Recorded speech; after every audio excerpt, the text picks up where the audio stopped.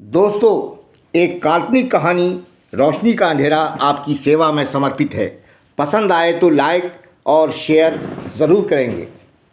माँ ने तबरेज़ से कहा, बेटा, तुम्हारे बाबा ने मरने से पहले वसीयत की है कि तुम्हारी शादी उनके दोस्त रहमान की बेटी फातिमा से करनी है।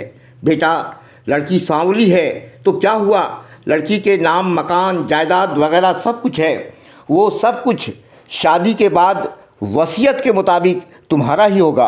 अगर तू मुझे अपनी जान कहता है तो मेरा कहा मान ले, बाबा की वसीयत पे अमल कर और रहमान की बेटी फातिमा से शादी रचा ले।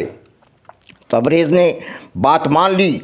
शादी फातिमा के साथ धूमधाम से हो गई। फातिमा मैके से ससुराल आई। माँ बहुत खुश थी, पर तबरेज़ बुझा बुझा सा रहने लगा। तबरेज़ को फातिमा पसंद नहीं थी, वो बेचैन था। उसकी नज़र घर में काम करने वाली कनीज़ रोशनी पे थी। रोशनी गोरी थी और खूबसूरत भी, पर तकदीर का लिखा कौन मिटा सकता है। माँ से घर का तनाव देखा न गया, बेटा का गम बर्दाश्त न कर सकी और दुनिया से चल बसी। माँ के जाने के बाद तबरेज़ टूट सा गया, सख्त बीमार पड़ गया।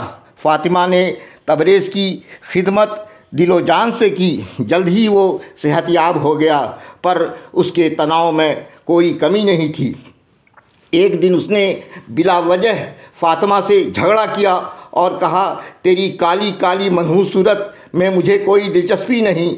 उसने फातिमा की नज़र के सामने रोशनी को गले लगाकर फातिमा को घर से निकाल दिया।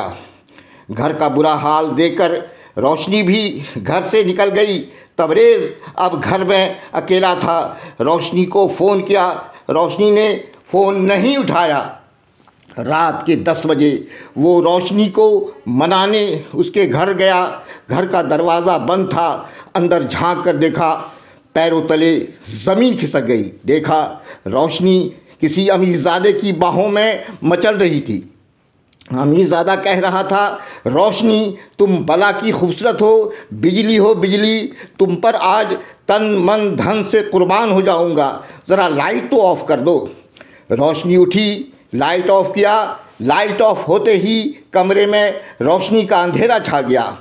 इधर तबरेज़ की आंखों के सामने अंधेरा था। उसी वक्त किसी ने कंधे पे हाथ रखा। पलट कर देखा, फातिमा खड़ी थी। बोली, तबरेज़, उदास क्यों हो, बाहर अंधेरे में क्यों भटक रहे हो? चलो घर चलते हैं। बाहर रोशनी में अंधेरा है, घर में अंधेरे में रोशनी है।